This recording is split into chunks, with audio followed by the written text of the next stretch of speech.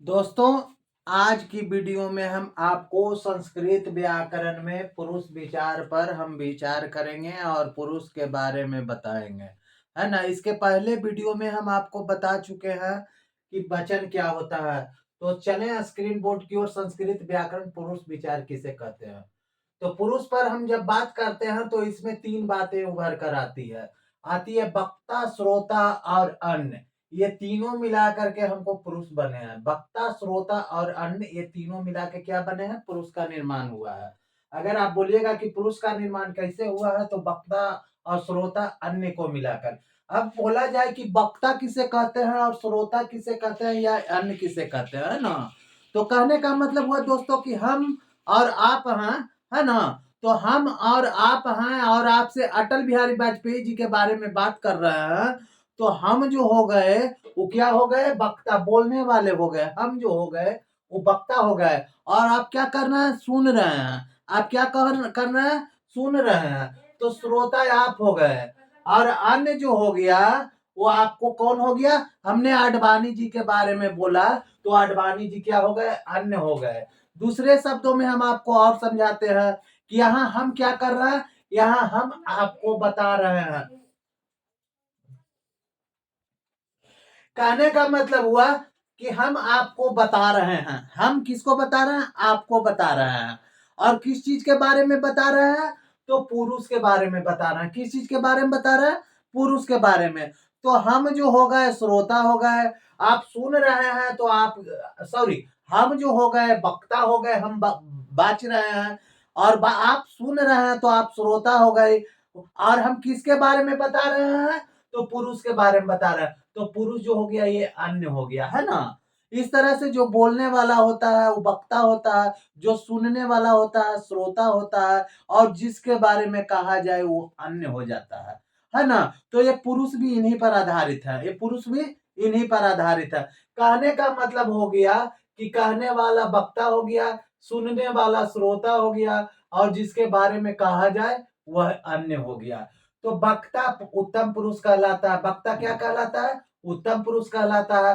श्रोता क्या कहलाता है, मध्यम पुरुष कहलाता है। और क्या, जिसके बारे में कहा जाए, अन्य अन्य पर्सन जो हो गया वो क्या कहलाता है, अन्य पुरुष, या इसको प्रथम पुरुष भी बोलते हैं। उसको क्या बोलते हैं, प्रथम पुरुष भी बोलते हैं। अब चलिए हम जानते हैं संस्कृत व्याकरण में पुरुष किसे कहते हैं। पुरुष की परिभाषा क्या है, पुरुष किसे कहते हैं, इसके बारे में चलिए हम जानते हैं। तो जिस शब्द से किसी वक्ता, मतलब जिस जिस शब्द से किसी को बोलने वाला, कहने वाला, श्रोता, सुनने वाला, या किसी अन्य जिसके बारे में कहा जाए का बोध होता है, उसे क्या कहते हैं, पुरुष कहते हैं। यानी जिस शब्द से किसी वक्ता, श्रोता या किसी अन्य का बोध होता है उसे क्या कहते हैं, पुरुष कहते हैं, है ना। अब यहाँ फिर हम वही बात को रिपीट किए। वक्ता किसको कहते हैं, बोलने वाला। श्रोता किसको कहते हैं, सुनने वाला। अन्य किसको कहते हैं, जिसके बारे में कहा जाए। ये आप जान गए, पुरुष की परिभाषा जान गए कि जिस शब्द से किसी वक्ता, श्रोता या किसी अन्य का बोध होता है उसे क्या कहते हैं, पुरुष कहते हैं। अब इसमें आ जाता है कि पुरुष कितने प्रकार के होते हैं। पुरुष की परिभाषा आपने जान लिया। अब जानेंगे कि पुरुष कितने प्रकार के होते हैं। तो दोस्तों, पुरुष तीन प्रकार के होते हैं। कौन कौन होते हैं जी, प्रथम पुरुष, जिसका दूसरा नाम अन्य पुरुष है। इसको प्रथम पुरुष भी बोल सकते हैं और अन्य पुरुष भी बोल सकते हैं। और दूसरा जो हो गया मध्यम पुरुष हो गया, एवं तीसरा जो हो गया आपका उत्तम पुरुष हो गया। पुरुष तीन प्रकार के होते हैं। प्रथम पुरुष, इसको अन्य पुरुष भी कहते हैं। और दूसरा जो हो गया आपको मध्यम पुरुष हो गया। और तीसरा जो हो गया आपका क्या हो गया, उत्तम पुरुष। तो पुरुष तीन प्रकार के हुआ, प्रथम पुरुष, मध्यम पुरुष और उत्तम पुरुष। अब तीनों के बारे में थोड़ा सा विस्तार पूर्वक हम जानेंगे, है ना। अब जैसे हम पुरुष की पूरा विवेचना जान लिए कि पुरुष किसे कहते हैं। तो जिस शब्द से किसी वक्ता, श्रोता या किसी अन्य का बोध होता है उसे पुरुष कहते हैं। पुरुष कितने प्रकार के होते हैं, पुरुष तीन प्रकार के होते हैं। अन्य पुरुष, मध्यम पुरुष, उत्तम पुरुष। अब चलिए अन्य पुरुष किसको कहते हैं ये भी जान लेते हैं। तो चलिए अन्य पुरुष या प्रथम पुरुष किसे कहते हैं। चलिए, जिस शब्द से किसी के बारे में, अर्थात जिसके बारे में बोला जाए उसका बोध हो, है ना। जिस शब्द से किसी के बारे में, अर्थात जिसके बारे में बोला जाए उसका बोध हो, वह प्रथम पुरुष या यन पुरुष कहलाता है ना। इसमें कौन कौन आ जाता है जी, सह, तव, ते, साह, ते, ता, तत् ते तानि। अब बोलिएगा कि सर जी प्रथम पुरुष मध्यम पुरुष और उत्तम पुरुष में तीन तीन गो है, इसमें 9 गो कैसे आ गया? तो ये स तौ ते जो हो गया आपको पुल्लिंग के लिए आता है। सा ते ता जो आता है आपको स्त्रीलिंग के लिए आता है, और तत् ते तानि उभयलिंग जिसको नपुंसक लिंग कहते हैं उसके लिए आता है। ये पुरुष जो हो गए प्रथम पुरुष, अन्य पुरुष के पुरुष है स तौ ते, ता ते ता, अतत ते तानि, है ना। अब मध्यम पुरुष किसको कहते हैं? तो जिस शब्द से किसी के सुनने अर्थात जब कोई व्यक्ति बोलता है और उसे सुनने वाला जो होता है व्यक्ति, जब कोई आदमी बोलता है उससे सुनने वाला जो व्यक्ति होता है वह क्या कहलाता है? आपको मध्यम पुरुष कहलाता है। वह क्या कहलाता है? मध्यम पुरुष। जब कोई व्यक्ति बोलता है और उससे सुनने वाला जो श्रोता होता है वो क्या कहलाता है? मध्यम पुरुष कहलाता है। मध्यम पुरुष के अंतर्गत कौन कौन आ जाता है? त्वम, युवाम और यूयम आ जाता है। अब चलिए हम जानते हैं उत्तम पुरुष क्या है।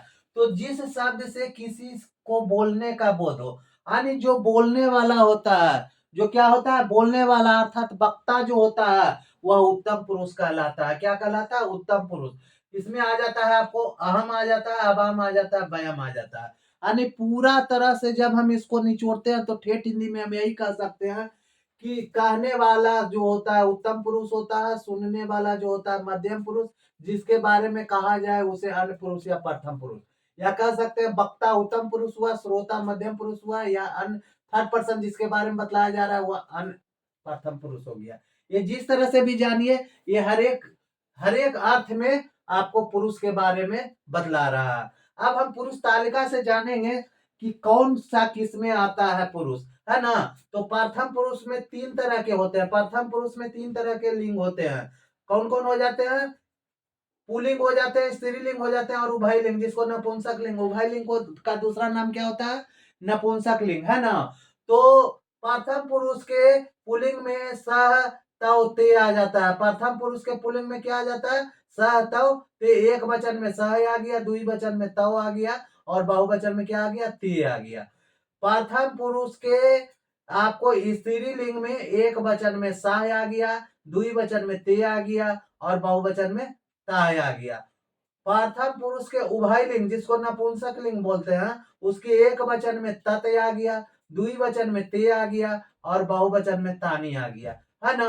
यानी प्रथम पुरुष के में तीन तरह के लिंग होते हैं। प्रथम पुरुष में कितने तरह के होते हैं?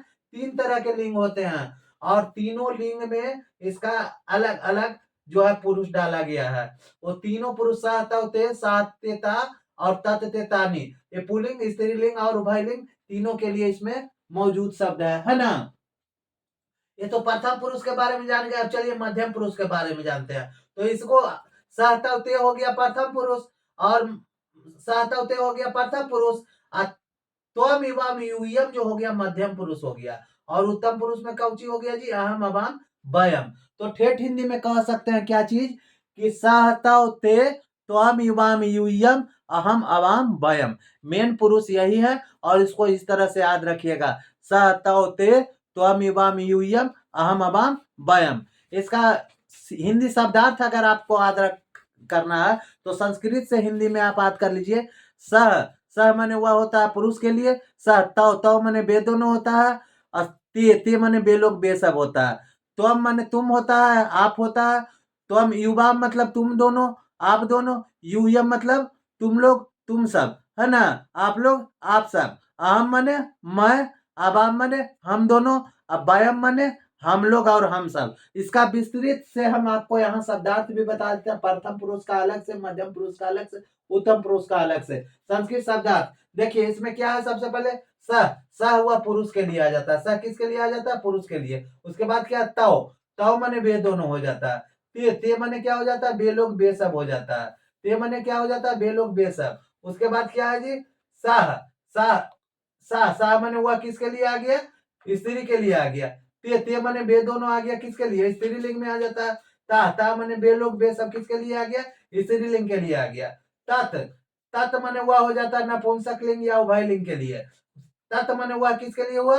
नपुंसक लिंग या उभयलिंग। जैसे कुर्सी, टेबल, बेंच, जो भी आ जाए यहाँ वचन पुरुष पुरुष आ गया था, तो ये सब के लिए क्या चलेगा, तत् चलेगा। ते मने हो गया क्या चीज, ते, तत्, तत् मने क्या हो गया, तत् मने हुआ नपुंसकलिंग के लिए, ते मने बे दोनों नपुंसकलिंग के लिए, तानी मने बे लोग बे सब नपुंसकलिंग के लिए। ठीक, अब यहाँ त्वम मध्यम पुरुष में आ गया, तुम, तो मने तुम या और आप हो गया, और उसके बाद युवाम है, युवाम मतलब तुम दोनों, आप दोनों हो गया। अवाम, त्वम युवाम, यूयम, यूयम मतलब होता है तुम लोग, तुम सब, आप लोग, आप सब, है ना। अब आ जाइए यहाँ उत्तम पुरुष के एक वचन में, आपको अहम हो गया जिसका माने मैं होता है, और फिर द्विवचन में अवाम हो गया, हम दोनों हो गया, वयम मतलब हम हो गया, हम लोग हो गया, और हम सब हो गया।